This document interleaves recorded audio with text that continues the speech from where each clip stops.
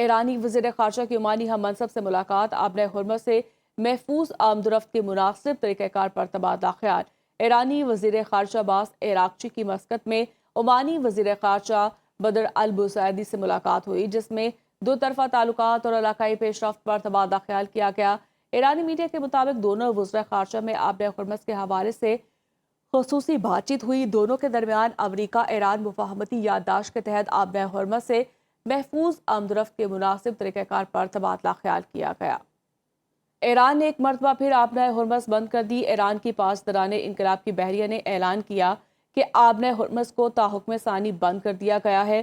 پاسداران انقلاب کے مطابق یہ فیصلہ اسٹریٹجک آبی گزرگاہ میں غیر معمولی طاقتوں کی مداخلت کے باعث کیا گیا۔ بیان میں کہا گیا کہ ایک بحری جہاز کو راستہ تبدیل کرنے کی ہدایت نظر انداز کرنے پر وارننگ شاٹ کا نشانہ بنایا گیا۔ پاسداران انقلاب نے مزید خبردار کیا کہ اگر امریکہ یا اس کے اتحادیوں نے اس اقدام کے جواب میں کوئی کارروائی کی تو انہیں شدید رد عمل کا سامنا کرنا ہوگا۔ امریکہ نے آبنۂ حرمت میں تجارتی جہاز پر حملے کے بعد ایران کے خلاف ایک ہفتے میں تیسری فوجی کارروائی شروع کر دی۔ امریکی سینٹرل کمانڈ کے مطابق امریکی افواج نے ایرانی اہداف پر ایک ہفتے کے دوران تیسرے مرحلے کی فضائی کارروائیاں شروع کر دی ہیں۔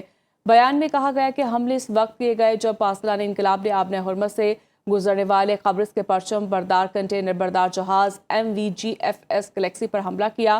سینٹکام کے مطابق حملے کے نتیجے میں جہاز کے عملے کا ایک رکن لاپتہ ہے، جبکہ آگ لگنے اور انجن روم کو شدید نقصان پہنچنے کے باعث جہاز اپنا سفر جاری رکھنے کے قابل نہیں رہا۔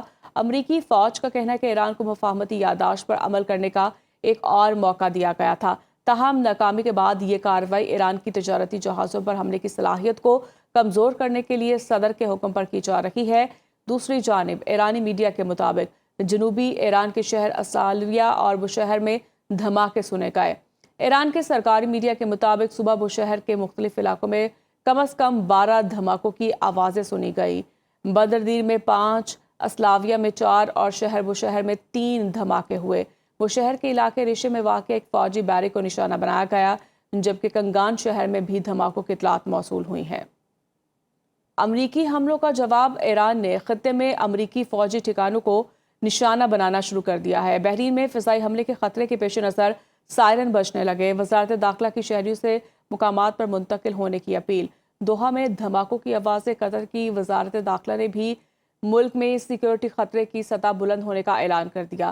عوام کو گھروں یا محفوظ مقامات پر رہنے کی ہدایت جاری۔ متحدہ عرب امارات کی ایرانی میزائل اور ڈرون حملوں کو ناکام بنانے کی کوشش۔ متحدہ عرب امارات کی وزارت دفاع کے مطابق ملکی فضائی دفاعی نظام ایران کی جانب سے داغے گئے میزائلوں اور ڈرونز کو فضا میں ہی تباہ کرنے کی کارروائی میں مصروف ہے۔ وزارت دفاع نے بتایا کہ ملک کے مختلف علاقوں میں سنائی دینے والی دھماکوں کی آوازیں بیلسٹک اور کروز میزائلوں کے ساتھ ساتھ ڈرونز کو کامیابی سے تباہ کیے جانے کے نتیجے میں آئی۔ حکام نے عوام سے سرکاری ہدایات پر عمل کرنے اور صورتحال پر نظر رکھنے کی اپیل کی ہے۔